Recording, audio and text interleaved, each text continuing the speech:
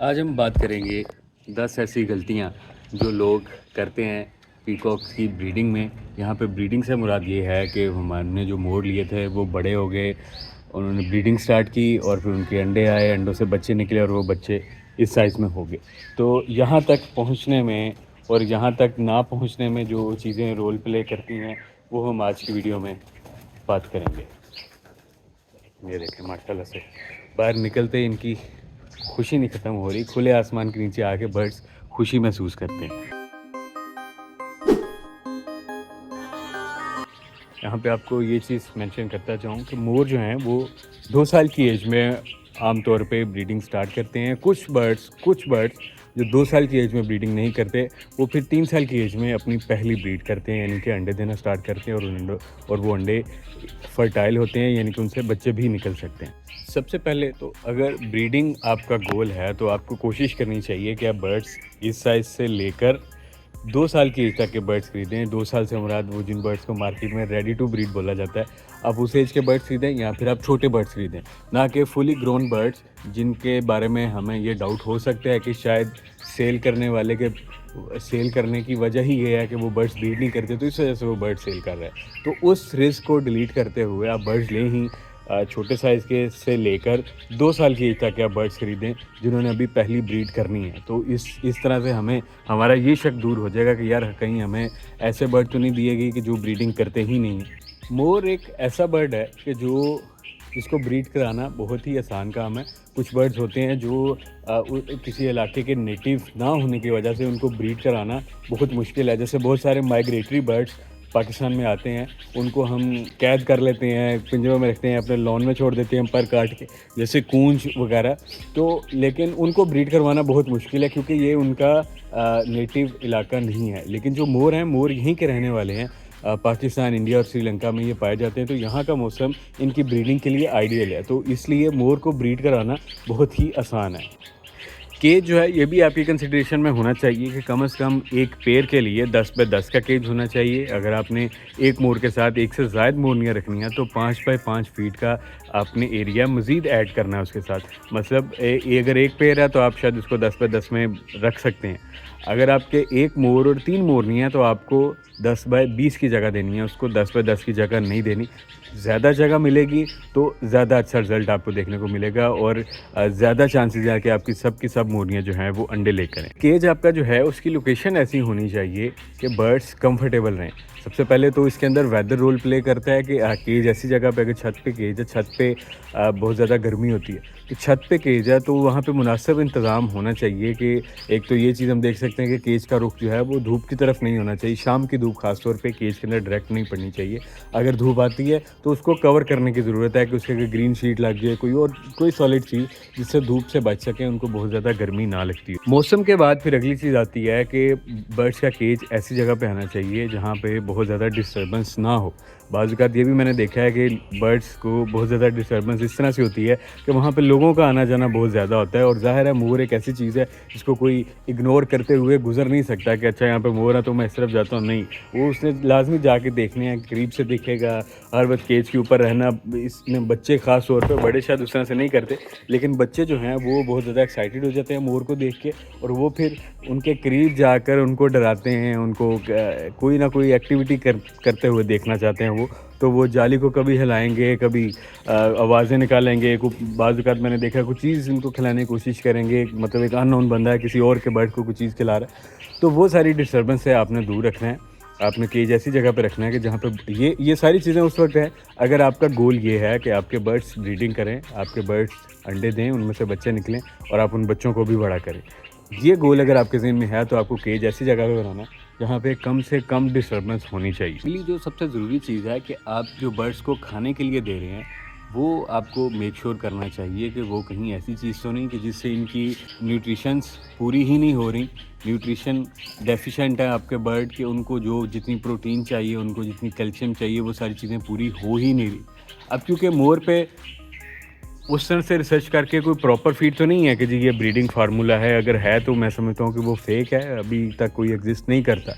लेकिन फार्मर्स का mostly farmers जो यूज़ करते हैं या जो लोग बर्ड्स को ब्रीड करवाते हैं, वो लोग यूज़ करते हैं ब्रॉयलर वाली फीड, जैसे कि मैं भी यूज़ करता हूँ। 14 नंबर ब्रॉयलर वाली फीड देता हूँ, उससे बर्ड्स की प्रोटीन अच्छी रहती है और मैं अभी तक मुझे बर्ड्स के अंदर कोई डेफिशिएंसी नज़र नहीं आई। आपके सामने ये बच्चे हैं, माशाल्लाह से बच्चे भी बिल्कुल हेल्दी हैं। इसी तरह से इनके माँ-बाप हैं, वो भी बिल्कुल हेल्दी हैं। नॉर्मली मोर जितने अंडे ले करते हैं, वो उतने अंडे ले करते हैं। तो अगर आप फीड कोई और दे रहे हैं, आप होल सीड दे रहे हैं, सिर्फ़ वही दे रहे हैं, गंदम दे रहे हैं बर्ड्स को, बाजरा दे रहे हैं और सिर्फ़ वो दे रहे हैं और कोई चीज़ नहीं दे रहे, हो सकता है कि आपके बर्ड्स के अंदर न्यूट्रिशंस की डेफिशिएंसी है, उनको उतनी प्रोटीन ही नहीं मिल पा रही जिससे वो अंडा बनना है और उन्हें ज़ाहिर है फिर अंडे ले करने। तो आप फीड पे स्विच करें। अगर इस तरह का कोई मसला है तो आप फीड देना स्टार्ट करें। इससे कोई आपको डिफ़ेक्ट नहीं नज़र आएगा बर्ड्स के अंदर, बल्कि आपको फ़ायदा ही फ़ायदा। आपके बर्ड्स की सेहत भी अच्छी होगी, फ़ीडर क्वालिटी भी इम्प्रूव होगी और आप देखेंगे कि आपके बर्ड्स ब्रीडिंग भी अच्छी करेंगे। पहली चीज़ फिर ये है कि अंडे फ़र्ज़ करें बर्ड्स ने ले करना स्टार्ट कर दिए हैं, बर्ड्स अंडे देना शुरू हो गए हैं, जो कि ये मार्च और अप्रैल के महीने में स्टार्ट करते हैं नॉर्मली मोर। अब अंडे आ गए हैं हमारे पास, तो अगला काम फिर ये है कि उन अंडों को इंक्यूबेट कैसे किया जाए। तो यहाँ तो आप इंक्यूबेटर यूज़ कर सकते हैं, जो सबसे सेफ़ है कि जी अंडे आए, आपने एज इट इज़ इंक्यूबेटर में रख दिए और उनसे चूज़े हैच होंगे। इंक्यूबेटर को सीखना ज़्यादा ज़रूरी है, वो थोड़ी सी टेक्निकल चीज़ है, उसको आप थोड़ी सी रिसर्च करते हुए सीख सकते हैं। जहाँ से आप परचेज़ कर रहे हैं उनका आप सर खाएँ हैं, समझाएँ भी हमें कि इसको कैसे चलाना। तो आप इंक्यूबेटर के ज़रिए अंडे हैच करा सकते हैं, या फिर आप किसी और बर्ड के नीचे अंडे हैच करवा सकते हैं, जैसे मुर्गियाँ वगैरह हैं, कोई डक है, उसके नीचे भी आप मोर के अंडे रख के उनको हैच करवा सकते हैं। या फिर आप चाहते हैं कि आपने जो मोर रखे हुए हैं, ये क्यों यही बच्चे निकालें, इनका भी ये काम है, तो उस केस के लिए एक मशवरा यहाँ पे ये है कि आपको केज फिर 10 बाय 10 का नहीं, आपको केज थोड़ा बड़ा देना है। जिस तरह से ये इतनी जगह है, आपको केज थोड़ा-सा ज़्यादा बड़ा देना है। 10 बाय 10 के अंदर बहुत कम चांसेस हैं कि मोरनी जो है वो अंडों के ऊपर बैठे। अब केज एक तो आपको बड़ा करना है, दूसरी चीज़ आपको ये देखनी है कि केज के अंदर प्राइवेसी है या नहीं। केज ऐसा तो नहीं है कि वो हर तरफ से ओपन है और वहाँ से लोग आ जा रहे हैं। जब तक मोरनी को ये नहीं लगेगा कि वो उसने जिस जगह पे अंडे दिए हैं, जिस जगह उसने अंडों को इंक्यूबेट करना है, वो जगह सिक्योर नहीं है, वो जगह सेफ़ नहीं है, अगर वो बच्चे निकालती है तो वो उसके बच्चे पल नहीं सकेंगे, तब तक वो मोरनी जो है उन अंडों को इंक्यूबेट नहीं करेगी।